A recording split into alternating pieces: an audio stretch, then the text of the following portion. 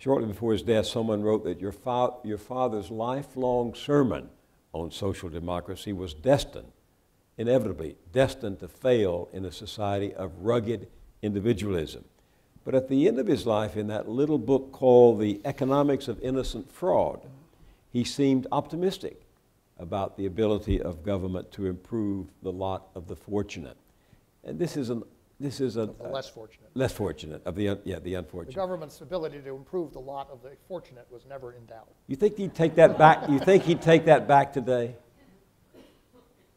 Well, that's... I'm asking you to channel him, and that's unfair. I think, yes, I agree with that. Let me just recharacterize Dad's position on the American economy, which goes back to the start of his career as a major writer in this area with American Capitalism in 1952. He was a quintessential realist about who we are. And he saw that his fellow economists were essentially myth makers, that they had this view of small competitive enterprises and rugged individuals. But in fact, the American economy was an industrial a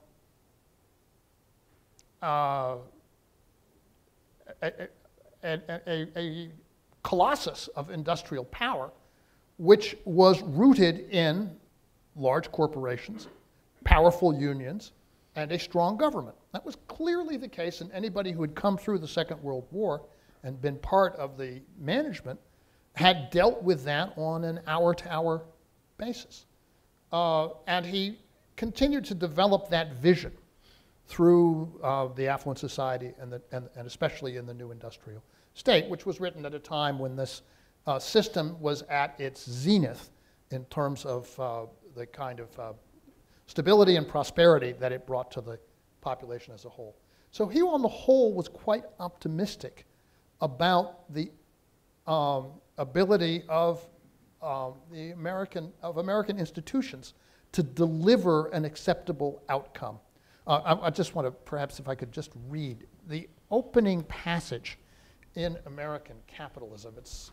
I read this at his memorial service because it was the first sentence of the first major book.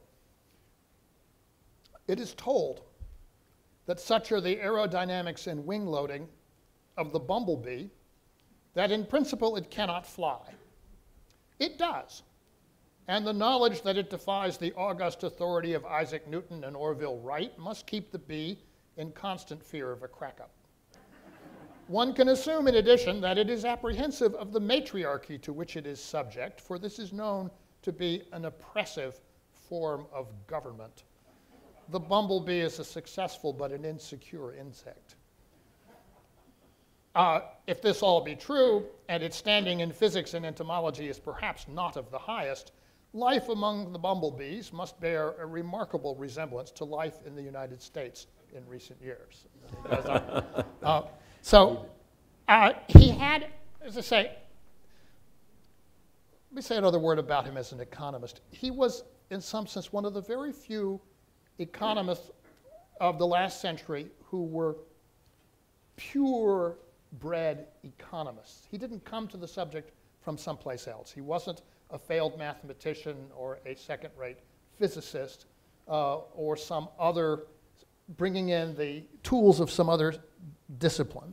He came up in agriculture, matured in the management of the wartime control system, studied the effects of strategic bombing. It was economics and economic processes all the way through for him. And so he felt that what economics should do is cope with the system as it is. And from that point of view, given the problems that we have now, I think his approach would have been, well, I have to say, I think it was very similar to mine. Let's analyze the fundamental causes of the crisis. Let us see what went wrong. And let's see what tools we happen to have that we can use. In this case, as I said earlier, the fundamental problem was a breakdown in the rule of law in the financial sector. The essential solution is rooted in the use of the Department of Justice in an effective way in the first instance. And then you have to use powers to restructure the institutions that you will have dealt with at that time. Well said. Question out here? Yes, sir. Yes.